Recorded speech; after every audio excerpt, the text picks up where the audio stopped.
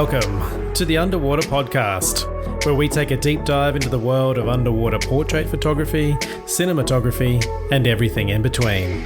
With me, your host, Brett Stanley.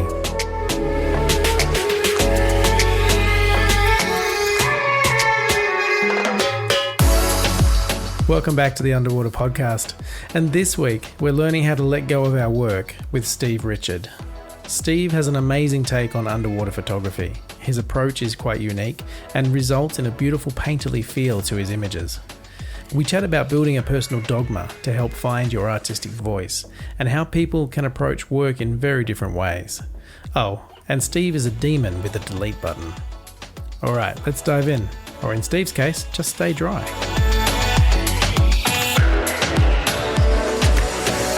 Steve, welcome to the Underwater Podcast. Oh, thanks. I'm really happy to be here. It's great to have you here. And now you're in Eastern Canada. Where exactly are you? So I'm in a city called Halifax. It's in Nova Scotia. So it is on the East Coast, and it's basically northeast of Maine for anybody in the U.S. and basically quite far west of the UK. Right. Kind of a wet journey to get here if you don't have a plane. Yeah. Is it actually part of Canada, or is it a Yeah, it's a province of Canada. Yeah. So it's not quite. There's one more province that's north and further east is Newfoundland, but Nova Scotia is basically right on the coast. So our coastline is the Atlantic Ocean. Right. So you're kind of out in the sticks a little bit. I mean, it depends. Yeah. So I live in a city that's, it's kind of it's called Metro. There's three cities combined, maybe 450,000 people, which is, in some places that's a town. Right. And so it's kind of a smaller, it's not for us, it's not the sticks, but it certainly is a smaller lifestyle, if you wish. Yeah. Much smaller than Toronto, but certainly much bigger than other cities. Right. So, I think you're from is it New Zealand? Well, originally I'm from Australia, so I grew up in Sydney. Oh, Australia. Yeah. Sorry. Okay. Sorry. Yeah. Is that where you grew up? Well, I grew up in the next province over called New Brunswick, which is a bit smaller as far as population, but I've lived in Nova Scotia, a few times. And I actually lived in the Caribbean for almost 6 years too. I lived in the Bahamas for a while. Oh wow, that's kind of the opposite, I guess. It certainly is in many ways. Many ways. Yeah. So how did you find yourself in the Bahamas? Initially it was wonderful, mostly because of the weather was incredible, and the access to just incredible, clear, beautiful water. I did my scuba training in New Brunswick. I think we did our open water testing in January in this body of water called the Bay of Fundy. And I didn't have a dry suit. I had a 10 mil wetsuit, and I thought I was going to die. Yeah. And so it was interesting that, the first time I dove in the Bahamas, I just couldn't believe that I could see past my elbow. And that I wasn't freezing to death. Yeah. And it was amazing for underwater photography without question. It was just such a change.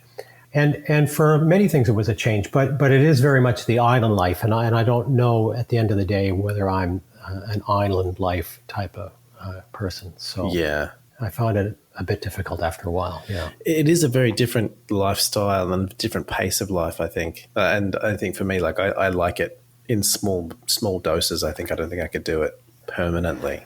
Yeah, it once again ups and downs, and it's not like I have a negative experience. It's just after a while, it really wasn't for me. And I guess the other thing is I'm a really wimp when it comes to I hate being cold and I hate being hot. Right. So yeah, it's definitely hot. So let's take it back a little bit. I think I've jumped the gun a little bit taking you to the Bahamas, but how did you get into underwater photography? Was it something that you had planned? Was it something you thought of as a younger person, or was it? Wow. Well, I was living in New Brunswick, and I think I started experimenting a little bit in pools, and with a housing. It was a Ikelite housing for DSLR, or not DSLR, SLR, of course. This is way back. So still in film days. Still, yeah, it's still in the film days, and well, maybe to step back a bit. So yeah, I've been, I'm what you call old, and I started shooting around 1973. So I've been in the game a little bit of time, but I started in pools with an Ikelite housing, a used Ikelite housing that I bought, and was really just couldn't get over how maybe ethereal everything seemed underwater, how different everything seemed. And that's what sparked me to do my diving certification. So I signed up and started buying used gear and did the classes and did the training and the pool training and did all my, open water certifications. Yeah.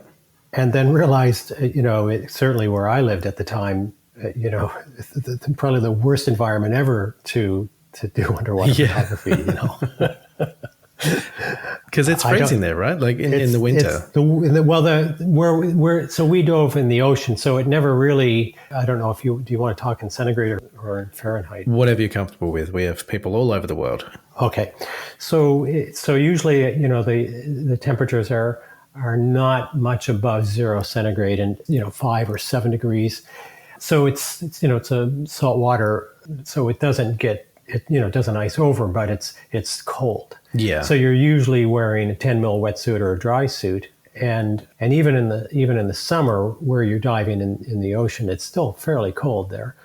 And once again, being a wimp, I couldn't afford a dry suit at the time, so I had a 10 mil wetsuit that was not quite my exact size. So there was always these little pockets of freezing cold water sneaking in. The dribble down the back of the neck and under the arms but you've got the whole head, the head shroud on that's squeezing your face to death. And so it's not a really pleasant experience as far as comfort. But what was really annoying was the visibility is not great, at the best of times. Right. So, it's really a difficult, challenging environment to photograph in. And I like anybody who can produce decent underwater photos in that environment, wow, kudos to them. That's fantastic. It was mostly beyond my capability. And what were you shooting? Had you started down the fine art kind of route, or were you like dive photography?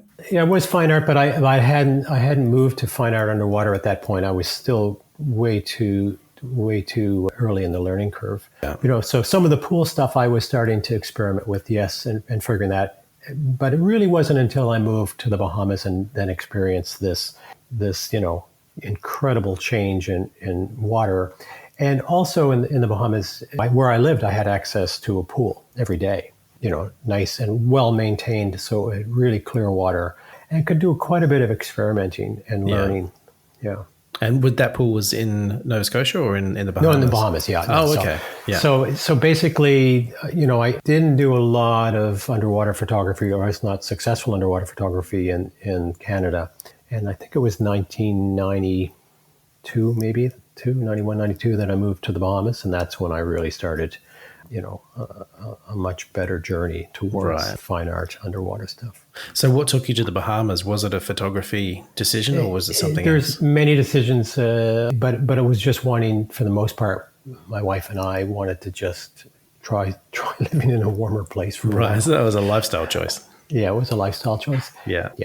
Whereabouts did you end up? Were you on Nassau? We were in Nassau, yeah. And ironically enough, we lived on Paradise Island, So, which is much different now than it was back then, but it was quite a pleasant place to live for the most part. Yeah. And so then how did you end up kind of using that crystal clear water that's down there? Well, I mean, it's a bit of a playground, really, isn't it? It was. In fact, so I ended up moving from, so I had the Ikelite housings, and I also had an Iconis 5, which is a rangefinder film camera. Yeah, Nikon. I don't know. I don't know if you've ever used one, but I haven't used one, but I've seen them, and they're basically, there's no. It is the housing. The whole camera is waterproof. Yeah, it's underwater. It's all the lenses are attached with O-rings, and it's a totally unique experience to use. Of course, you get 36 frames, and then you have to come back up and reload. And it's the underwater equivalent of the old point and shoot camera, where you didn't even really have a viewfinder. No, that's right. Well, in fact, yeah, there was all kinds of ways that you would just, set up your view, that you could figure out, what was in your frame and not. And of course, it was a rangefinder, so you'd even for your focus, you'd start, you basically trial and error, but you would learn, what the distance settings meant, and you try to judge, what was going to be in focus and not in focus. And I had underwater strobes as well that would sync off the camera. So, but it was certainly laborious and a great deal of work to try to capture anything that was unique and different. Yeah. Certainly. Yeah. So what were you shooting? What sort of subjects were you shooting? I did a lot of just dive photography, but coral reef fish and blah blah blah. Yeah. And I did a lot of I loved kind of bodies in motion. So any opportunity I had, I would work with models or dancers, and we'd bring cloth in the water and mostly just experiment, and both in the pool and also in the ocean, and mostly failures, but one thing I figured out is this is something I just loved. I loved the look, this very ethereal, this very surrealistic beauty of bodies in motion underwater. Yeah. And so that got me hooked. That was where I figured, hey, I'm going to be this commercial photographer, but I want to be known to be this kind of underwater art photographer. And it's probably, you're talking 1994-ish. 95, maybe, yeah. And so were you a working photographer at this point already? Yeah, I had a couple of gigs, but one of them was as a commercial photographer. So doing ad photography. I wasn't in the wedding portrait business, but like advertising and more commercial, some commercial corporate stuff. And was there a lot of that happening in Nassau at that time? Not a great deal. Enough. There was a couple of wonderful companies that I became on the top of the list for them, and so that was enough to keep me at least moving along with the other things I had on the go. Right. But it certainly wasn't the center of commercial photography in the world by no means. But maybe in the Bahamas it was. Yeah, you're right. And I have to admit, I had some wonderful, unique opportunities because you also had to, know kind of a little about many things instead of a lot about a few things. So you'd end up, having the opportunity to shoot out of helicopters and some underwater, right. or, just unique experiences. So I was quite happy to be involved with that. And then always, on the side, trying to develop this, as we all do as photographers, have this kind of artist peeking through. Yeah. And that was the kind of the genesis for me of trying to develop kind of a unique voice, something that I could create work that was totally for me and made me happy. And how did you go? Did it come easily to you, this voice, or was it something that took a while? Well, I don't think it's come to me yet, so I don't think it's easy. And so, and it's funny. I tell this story. It was kind of ruined for me. I was living in the Bahamas and having this wonderful experience working underwater and great opportunities. And I thought the work was probably coming along, not too bad. And it wasn't until I was actually in Toronto and doing a visit, and I was at this huge bookstore that's no longer there. And I always visited the photography section, and sitting right in front shelf, was the cover of this book looking at me. And I couldn't believe the image I was looking at. It just blew my mind. And of course, it was a book, Howard Schatz's first book called Water Dance. And I picked this up and looked at it, and I nearly passed out. I just went, this is his body of work at that time was beyond my imagination of where I could even be, let alone what I was doing. Yeah. So it was, in a way, a bit devastating. Bit of a gut punch. A gut punch with a 2x4 shot out of a cannon. In a bookstore. In a bookstore. So of course I bought the book and celebrated it because I didn't resent it. I just thought, wow, this is incredible. Yeah. How could I possibly get there? But maybe more important is I didn't want to copy this. I didn't want to just go in and say, oh, well, maybe with 1,000 years of practice I could get to this point. Mm-hmm. It was how can I steer a little different path and try to find a different voice? So I did, spend a bit more time searching and playing with underwater stuff. and until I found another book, I think it was 1998, by this guy called Howard Schatz. and I think this was, I don't know if it was Pool Light or it was the second book, which I always find funny because I love it when photographers raise the bar, but when they raise the bar on their own work, it's just wonderful. Yeah. And at that point, I just went, okay, this is just starting to become insane now. This work is so far beyond my comprehension. Maybe I should try to find another place to look. And so I kept farting around with a lot of fine art but I walked away from the water. And the only diving I did and the only photography I did was back to kind of reef fish, and it was more just for my own entertainment. But I did walk away from that as being a fine art approach, except for one day. And I think you've probably been to the Bahamas. Have you shot in the Bahamas? Yeah. So you know how clear and calm the water is. Oh, it's incredible. Yeah. Yeah. So I had a little CNC sail boat at the time for a few years down there, a 26 foot that I'd go out on. And it was one day that I was diving and shooting some, coral reef stuff. And I climbed up in the boat, and it was one of those days that the water was perfectly flat, an absolute crap day for sailing, of course, because there's no wind. Yeah. But the boat's anchored not too far off of a little island, and it looked like it was hovering over the sand. It's one of those days. But I looked down and there was a bunch of the fish that I was shooting through the surface of the water, and I went, oh my gosh, this is incredible. This is like the most beautiful ethereal moment. And I took some pictures from the surface, through the water, and the little light bulb went on and said, wait a minute, how can you do this so it's not too abstract, but still has that beauty? And that's what started the journey for me into this body of work that became known as Obscuro. In fact, I released a book in 2015 with this body of work. But. Yeah. I mean, it's such a different perspective. It's not something you think of when you think of underwater photography, that the camera is directly above the water shooting through. It's like you say, it's a very rare scene because the water is usually too choppy, it's too moving to too see much. It. Yeah. Well, it looked, and probably, without access to such beautiful water like the Bahamas, I might not have ever seen the idea. No.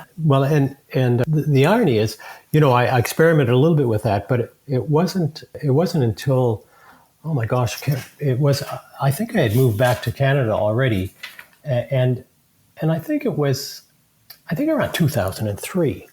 I was shooting a commercial job back in the Bahamas, but I was living in Canada, and we're at a complex that had a pool, and we had a few extra days, and the makeup artist at the time, a very good friend of mine, was taking pictures of her friend in the pool, but she was doing the same thing, shooting through the surface, and it was a little digital point and shoot, and she came up and said, oh, this is really cool. And I said, yeah, I know it's really cool. I've been experimenting with a long time, but I hadn't thought about it. And she showed me the picture. And I went, let's. Do you mind if we shoot for the next couple of days? And I talked to the owner of putting some support and staging over the pool so we could mount the camera up above. And I started doing some really serious testing with the technique, and that really got the ball rolling and continued on back in Canada, where I didn't have that much access to pools, but every chance I could, I would experiment with this technique. And when you first saw it with that pool setup, you could see how it could be done better and how it could work, how your vision could come to life? Yeah, absolutely. Well, and so there was a couple of things. So in 2003, I think I can't remember what camera. I bought into digital fairly early on with a $12,000 Kodak DCS 760, which was a 6 megapixel, Nikon F5 body built on a Kodak. So it was at the time incredible, but in today's standards, I think probably someone's watch has more power. Yeah, totally. But I think the testing we might have done with a Nikon D2X or something, I can't remember at the time. So it had some pretty serious limitations on how much light you needed in the water, and there was a great deal of noise, and so the experimenting did have some technical hurdles that were tough, but there was also some other hurdles, and I'm going to have to maybe take a sidestep, but and this will maybe give you a bit more perspective on my approach to photography. But Yeah. I'm not really interested in capturing images, and meaning I never really had much interest on the fine art side to jump in the water and document fish or to document dancers. It was always about creating some illusion, creating some scene, telling a story. Right. And so having absolute control was really important. And one of the things I learned early on is that when you're trying to shoot someone underwater, that becomes really difficult because they don't have much control. And to repeat a move, until you have it perfect, which is typically what I do, so if I'm shooting dancers or whatever I'm shooting, we might take 40 to 400 shots of the same kind of thing until I tune it perfectly, till it's exactly right. And that becomes just brutal with someone underwater. Oh, totally. Yeah. And as you know, especially if they're floating up and down, so even shooting through the surface, this became extremely difficult. Yeah. So the two things I learned after a bunch of experimenting and failures was that I would have to have some place I could go to every day and fail day after day after day. Right. That was the big realization for me, that just having access to a pool every now and then and going, oh, this is going to be great, I'm going to go shoot for 2 or 3 hours. This was literally, I'm going to need thousands of hours. Right. And is that because that's your workflow? That's how you like to refine it so much? Yeah. So I exactly. Well, and I'm not very. I wouldn't make a very good sports photographer. Like the moment's already happened before I go, hey, that could be good. But for me, I call it your personal dogma. I think all artists have to establish this thing called a personal dogma, or a set of rules that really only make sense to them.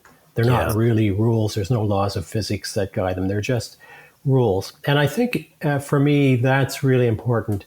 And one of the things that's really important to me is that I don't do any post-production, or I do very minimal. I do blemish kind of removal, but I don't do any composite work. I don't. If I can't get it in camera, I won't do the photograph. And that's just batshit crazy. And I understand it's insane. And but it's not. And it's not that I disagree with it. It's just this is my dogma. I totally get it. I have recently become obsessed with capturing stuff in camera underwater, and it's that the challenge and the reward to me is far outweighs anything else.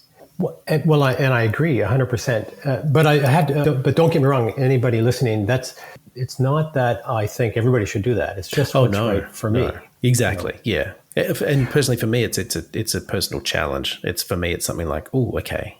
Can I do this? Exactly. Yeah. The technical hurdles that you have to get over to make it work, that is what gives me joy. Whereas, even compositing in Photoshop and getting something right in Photoshop still gives me joy. It's just a different challenge. It's a totally different approach. Yeah. Yeah. Well, so and for me, it's a bit different.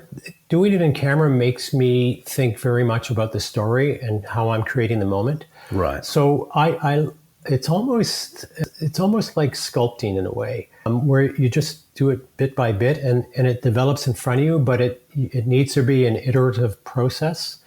So I always find it,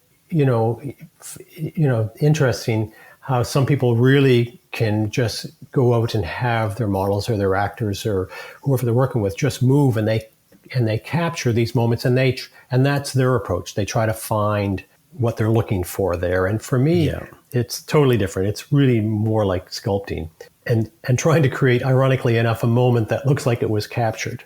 Right. Yeah. So for you, the process of capturing it in camera almost forces you to be in the moment a little bit more and to find the storyline that's in there. Well, yeah, absolutely right. With a little tiny tweak. So I call this personal dogma, and I have a whole list. And one is getting it in camera, but there's other things like perfect body line. If the body doesn't really have this perfect dance line, I won't accept the image. Right. If I really like anonymity, except ironically enough for this new series I'm working on, but I really like this sense of that the body is telling the story and not the emotions of the face. Yeah. So all of these things, in a way, set the stage. And so I usually have the stage set. I kind of know what the mood of the story is and a little bit of what I'm trying to tell. But other than that, no, then I need to be working with the model or the dancer to start the sculpture, to begin this process. Yeah. And you're right. From there, it is in the moment. But you have to be prepared to just have that repeatability.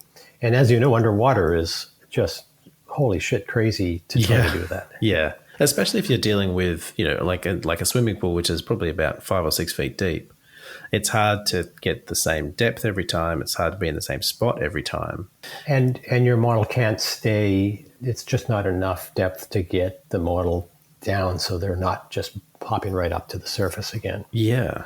So how did you solve those issues? Well, so because I'm a lazy arse, I don't like, ironically enough, I loved shooting through the surface of the water. But one of the reasons is I got to sit on my Apple box in my comfortable air-conditioned studio. Yeah. And I never got, in fact, all the pools I had, I only got in once to look for a leak. Oh. And so for me, the camera was, in my case, when we finally started shooting this series in a studio that was a custom-built studio. So we literally built a studio in Halifax that had a little over 18-foot ceilings, and the camera was mounted up into the ceiling, and it was all at this time. I'm and I have been for a long time using Phase 1 camera back, so this is medium format. Right. So it's tethered, to computers, and the camera's mounted 18 feet up in the air, pointing down at the pool. So now the problem is not me moving around anymore, because that's taken care of. So I'm always anchored. So the problem just becomes the water surface has to be perfectly flat, and the model can't be coming up to the surface. And so is this an actual, so you've built a swimming pool inside your studio, or? 3, in fact. So the first year that we started, 2012, I think it was, that we started, then the studio was complete. We built a pool using, rubber pond liner and plywood and 2x4s. Oh, okay. So you've built like an above ground pool on your studio floor. Yep. And major learning curve. So basically the process for me was having the model sink very close to the bottom of the pool and try not to flow it up. And I would capture an image, but at least I could sculpt. I could literally give directions, say, next time you go down, do the exact same thing, except rotate your wrist a bit more, turn your head this way, blah, blah, blah. So it became back into my personal dogma. I could do everything that I normally do out of the water, even when I'm working with dancers, or my last book was all about aerialists. And the same process was with this incredibly talented group of people who are no longer were allowed to perform, but had to look like they were performing, but have me creating the illusion exactly of what I wanted. I mean, that's what I love about your work, is that it looks like everything's in motion. It looks like it's not a static image.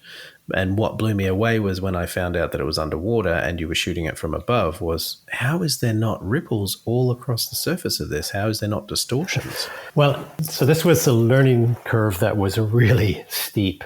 Right. So technically, the problems you can figure out, camera, I understand. But I learned fairly early on that when you put someone into 19 or 20 degree water and expect them not to move for 3 hours, it doesn't work very well. No, people get they get really pissed at you. Yeah. and I so basically a couple of things that I had to learn was how to heat up fairly large bodies of water, which then I figured out grew bacteria and pumped thousands of % of humidity into my building, which wasn't designed for it. Right. So you start to figure out, Okay, is it chlorine? Is it how do you manage these problems? How do you vent that much humidity? How do you heat the water? So there was a bunch of technical things that at least the school of YouTube can answer for you. And luckily I had a friend who was at one time used to service pools and had some great advice on how to change, the pH and keep the water a certain color and just wonderful advice from very supportive people that helped me maintain the technical aspect. Yeah. But the aspect of trying to figure out how a model could sync and why some models could sync and why other models couldn't, and then the ripples became really tough. And so we would do really crazy stuff, like if we had a bit of cloth in the pool, we might put a weight under the cloth, and that would give the model the ability to go and just hang on to that for a second and then release, and we could grab the shot. Or we would tie for example, there's a shot that's a ballet dancer and her pointe shoes. So we mounted what looked like a floor to the side of the pool and put it on a bit of an angle. And I wanted to have this ballet dancer on pointe in the pool. Yeah. But of course, kind of weird. The perspective of course, is that she's not actually standing up; she's laying down in a way. So we just bolted the pointe shoes to the fake floor. Oh. And that way, she could, her feet would stay anchored. And of course, she'd have to come up and breathe. But now when she went down, it took a lot of core strength, but it could look like she was standing, even though she was sideways. So that was one of the illusions, and I just have 100 illusions and tricks that we used to do to make it look, like it wasn't underwater. Yeah. And so how deep is this pool that they're in? So the one that was most successful was one we purchased from California. It was a portable pool. It literally had a couple of acrylic windows that we could light through. So I didn't have to use underwater strobe. So I could use fairly powerful, 2,000 watt second heads. And I'm very much into very soft light. So ironically enough, soft semi-directional light. So I use a great deal of diffusion, usually 3 layers of diffusion. So in this case, I could actually put some of the diffusion in the water. And so all the flagging and reflectors were, just hundreds of C-stands, not hundreds, tens of C-stands, with plastic flags and reflectors in the pool to do all the manipulating of the light that I like to do. And your lighting is now that you kind of explain it, it kind of makes sense to me because it's very directional. It's very side lit for the most part. Well, yes, it's so there's for me side light's very important. In fact, I'm also a cinematographer and I struggle for his name because this is my original thought. But one of the things he talked about lighting, and I'll never forget, is he said, backlight good, front light bad. And I think that's all you need to remember when it comes to fine art. Front light bad, backlight good. And that's it.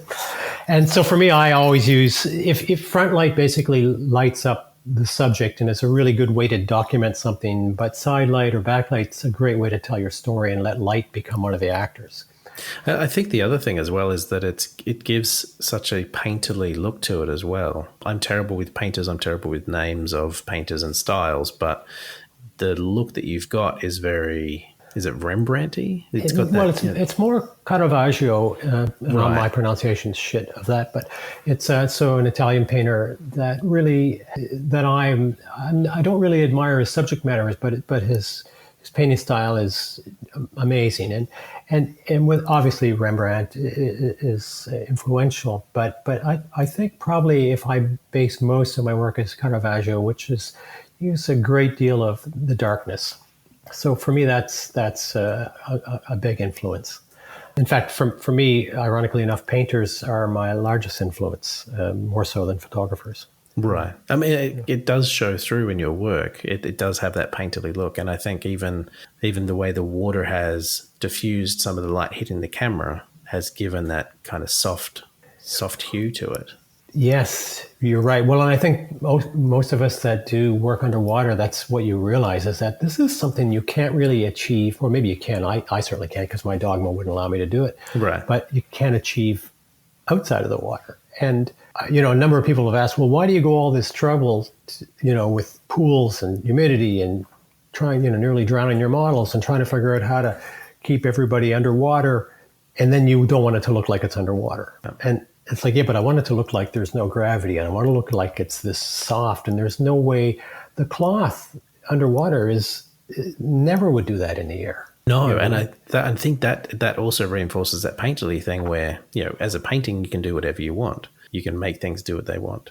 But if you're shooting this sort of series without water, they're short of having some sort of wind machine, this fabric is never going to make these kind of shapes. No, not at all. Well, I spent a great deal of time shooting fabric in the air and with fans and all, as you noticed, that all the illusions to show motion when there isn't any. But it won't look like this, or at least not in my experience. Yeah. So how do you find and train the models that you work with? Are they people that have had underwater experience before, or is there a transition where they're learning how to do this? Yes, both.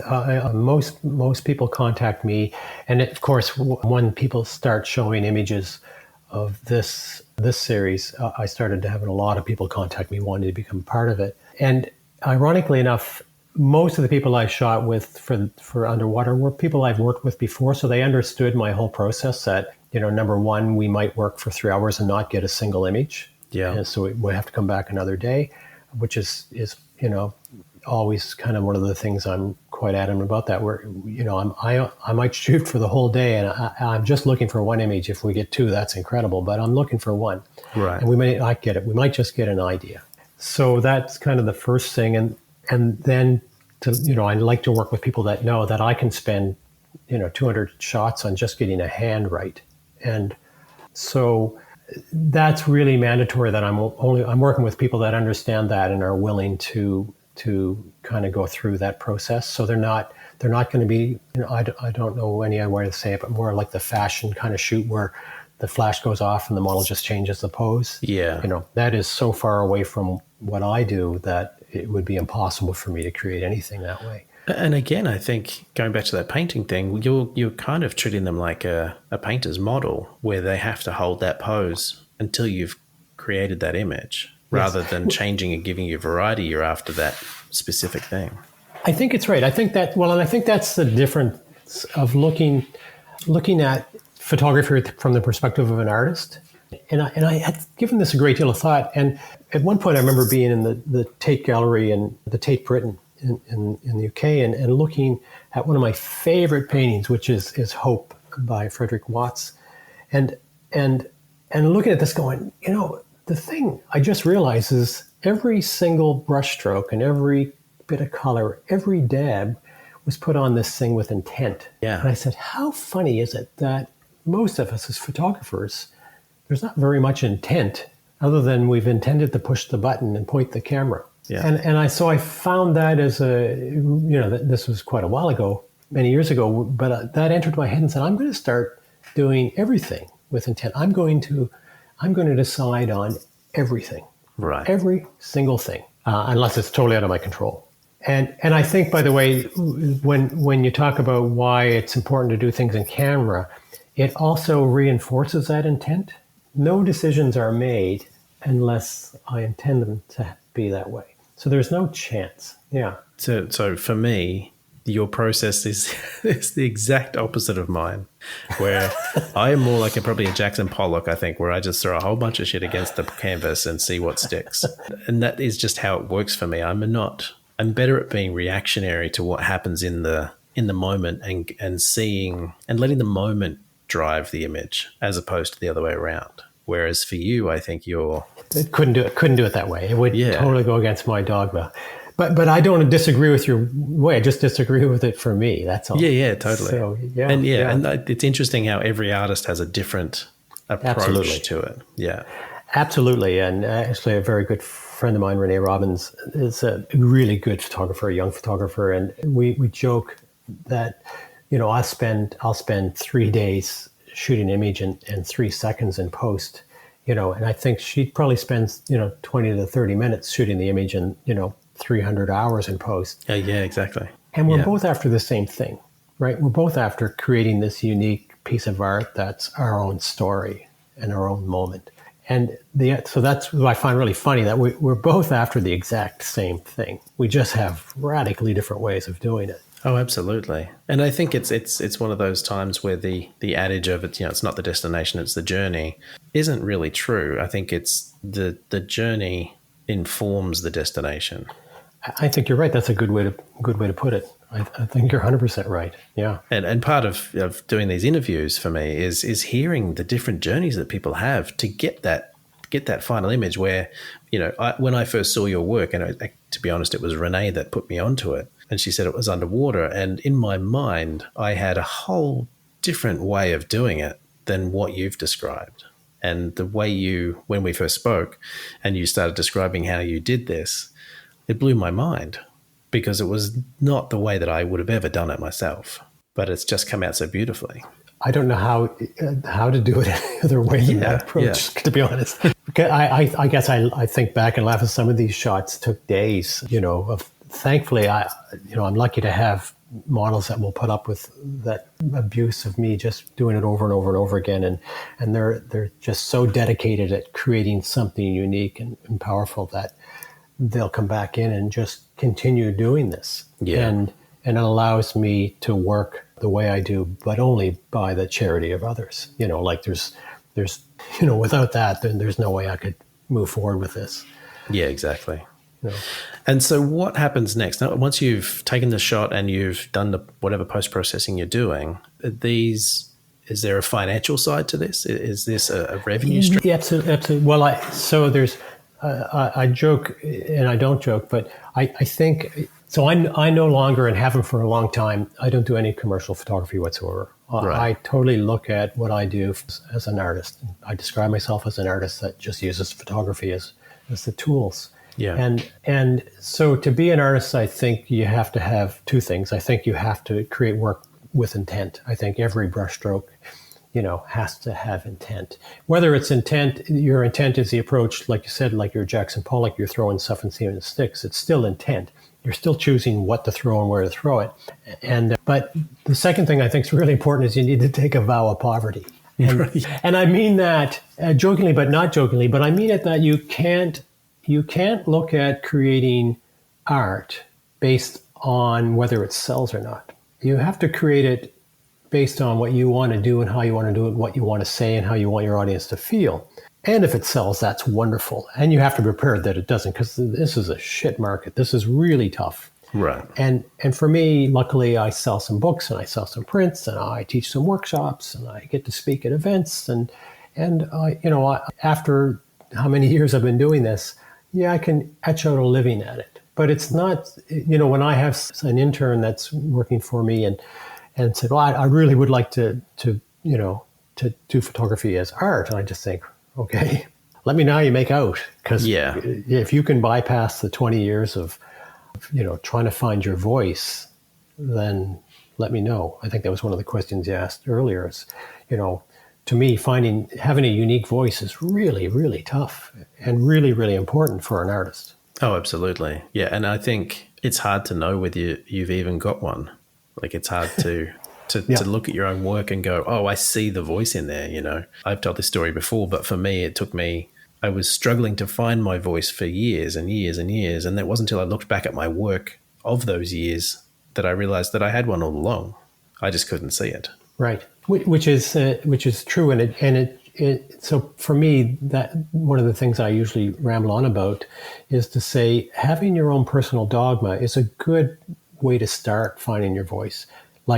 So if you look back at your work, you would start to find out what your dogmas are. You already have them. You just might not have them defined. Yeah.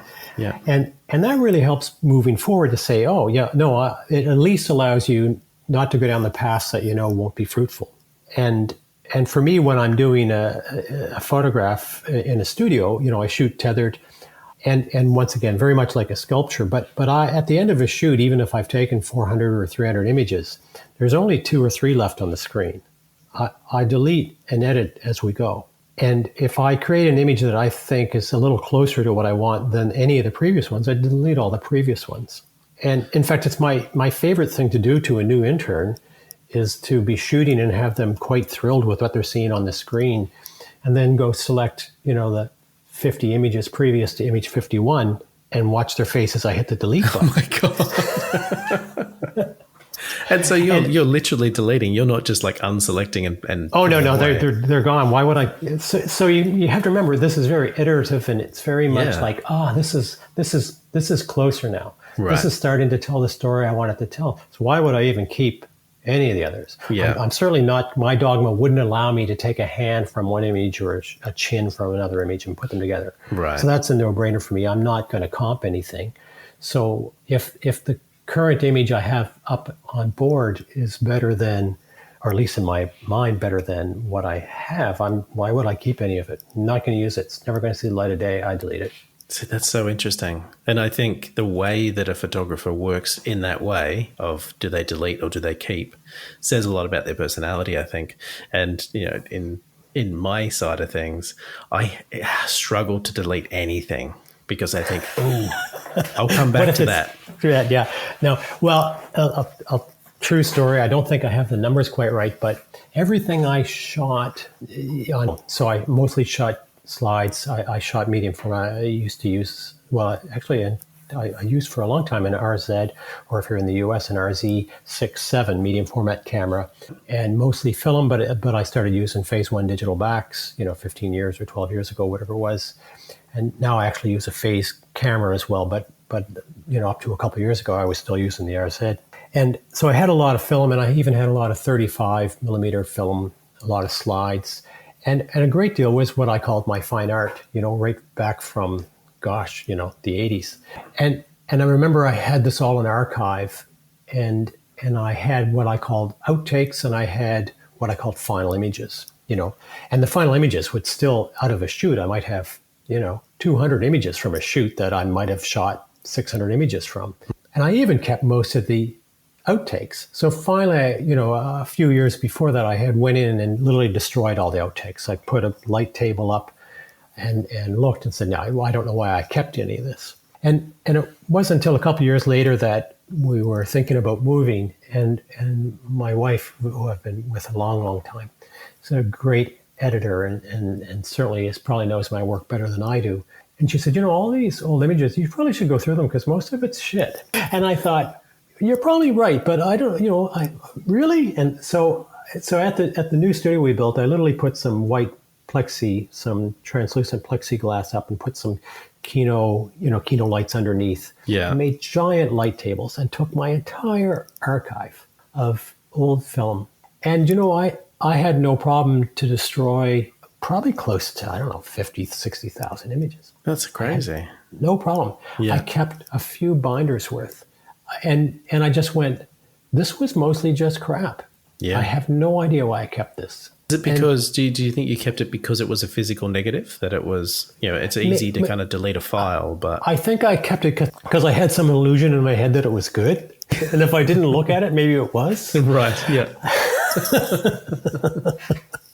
Just knowing that it was there and you've got it kind of makes it. So to anybody who's ever heard me present will get tired of this whole thing, but I have this mantra that I came up with a long time ago. It's really easy to take a picture of a beautiful thing. It's really difficult to take a beautiful picture. And what's even more difficult is realizing the difference between them. And I had binders and binders and binders with pictures of beautiful things, with very few beautiful pictures. And at the time, I didn't recognize the difference between the two. And most of the ones that were just pictures of beautiful things didn't have my intent whatsoever. There was no intent literally there. It was just me documenting things. And yeah, maybe the photograph was really done well, but I got to a point where I really wanted to be an artist. And if they didn't have my intent, if they didn't have my story, let alone my voice, why would I keep them? Yeah. Yeah. Why would you own it if it doesn't seem like it's part of you? Well, it did, so other than maybe a tiny 1/1,000,000 of a percent of uniqueness I have in the lighting, the rest wasn't unique. It didn't have any story. So I just think, what do I need to to get some, maybe post them someday and get some Facebook likes for what that's worth. Like, of course not. They're absolutely useless. And I think the irony is I had already started that approach in my shooting, my workflow. I do that every time I shoot. So it was really funny that I had kept this huge archive of film. Yeah, because your workflow is to not keep the things that don't speak to you 100%. Nope. And of course, the commercial side, I used to keep on the commercial side the archive just in case you'd get a resale or you'd have the client that would come back and say, oh, do you still have this? We'd like to access. Yeah. And even that I no longer keep now. So that's right. That's all been turfed. Yeah. It's very Marie Kondo. You've let it go. Yeah. So Steve, what's coming up for you? Are you still working on this series, or are you? No. So the irony is that series, it's kind of like anybody who's ever owned a boat. You get two of your best days is the day you buy it and the day you sell it. I think when we took the last image for this and said, I think we're done. We have enough for a book, and we took the pool down for the last time. That was a wonderful day. I think I was getting tired of the process, and then I wanted to move on. In fact, I had already been shooting this project called Aerial, which is all to do with aerialists, and so I think it was time. And of course, the aerial work's been done, and I've spent the last 2 years or more working on a new series that's really about group mythology. But it's really about current metaphors. In fact, it's me taking the piss out of a lot of things, but It's got a lot of humor and darkness in it. And maybe another day we can talk about that. But there's no water involved whatsoever. None. Zero. Yeah. So how's your relationship with water and underwater photography? Have you moved on? And did it serve its purpose? I have. Yeah. So I thought about the pool again, and in fact, we sold the studio in December. So I'm now studioless for the first time, probably in almost my adult life, that I don't have access to a studio other than rentals. Yeah. And at the time, I got rid of the pools, which was an acknowledgement that I'll probably never do that again. Right. I think I've already said what I needed to say with it. So yeah, I think you're right. And for me to squeeze into a wetsuit, probably kill myself going underwater is not going to happen. Yeah, right. Well, especially in Halifax. No, it's in fact, after I moved to the Bahamas, I never dove in cold water again. Yeah, no. once you felt the warm water, I remember the first time in the Caribbean, jumping off the boat and going, what? Yeah. This is incredible. Yeah. I thought, why this isn't an order of magnitude. This is 5 orders of magnitude greater. Why would you ever jump in this icy cold water when you're a wimp like I am? Well, yeah. I mean, I have friends who live in Halifax and are like professional mermaids and stuff, and they routinely go swimming in that water, and I just can't understand it. It's way tougher. Yeah. Yeah. I don't, to be honest, Brad, I don't even like to go outside. Right. I don't like the bugs. I don't like the heat. I don't like the cold. I don't like the wind blowing my hair around. I'm really comfortable at 20 degrees Celsius and nice, comfortable studio. That's heaven for me. This is good. I mean, at least you know that. At least you can, at least you know where you like to be. Without question. I celebrate it. And once again, I admire people that are, these kind of go out in the wilderness photographers and create this amazing work. And, that's fantastic. But they have no threat of me ever invading their territory. Yeah, true. Steve, this has been amazing. It's been really cool just to hear this journey, this story, and how you kind of worked out the logistics to create these images. It's beautiful. Thanks, Brett. It's been my pleasure to speak to you about it. I'm happy to talk about this wonderful art form with anybody. So I appreciate you searching me out. Oh, of course. Yeah. No, as soon as I saw your images and kind of saw how they were being made, I had to share this with everyone. So I really appreciate it. Thanks, no problem. And if you want, you can. I think on my site there's a little behind the scenes video of the Obscuro process. I will actually. I'll put that in the show notes for people so they can go and see the behind the scenes, because it's really it really tells how you've done it. How it was done. Yeah. I'm happy. It's funny. I'm happy to give away the process. It's everything I've learned. I'm happy to. I'd love for someone to take it and push it further and further and further. Because that's how wonderful would that be? That'd incredible. be great. Yeah. To see your baby taken and see it evolve. It just won't be me. That's all. Exactly. Yeah. Steve, thanks very much. It's been great to speak to you. You as well. All the best, and we'll talk soon. Thanks for listening, everyone. And as always, if you like the podcast, please subscribe, review, and share. If you'd like to help with the production of these episodes, you can donate at theunderwaterpodcast.com. Any amount is welcome and really helps to keep the show going. If you'd like to connect with us or learn more about our guests, you can reach us at theunderwaterpodcast.com or on Instagram. We also have a Facebook group where you can discuss the episodes and even get your questions answered by our guests. There's a link to it in the show notes. You can learn more about my underwater photography workshops and mentoring at brettstanley.com or Brett S Photo on Instagram. The Underwater Podcast is presented and produced by me, Brett Stanley, and our music is Neo by Oh Boy. Keep creating, everyone. I'll see you in the water.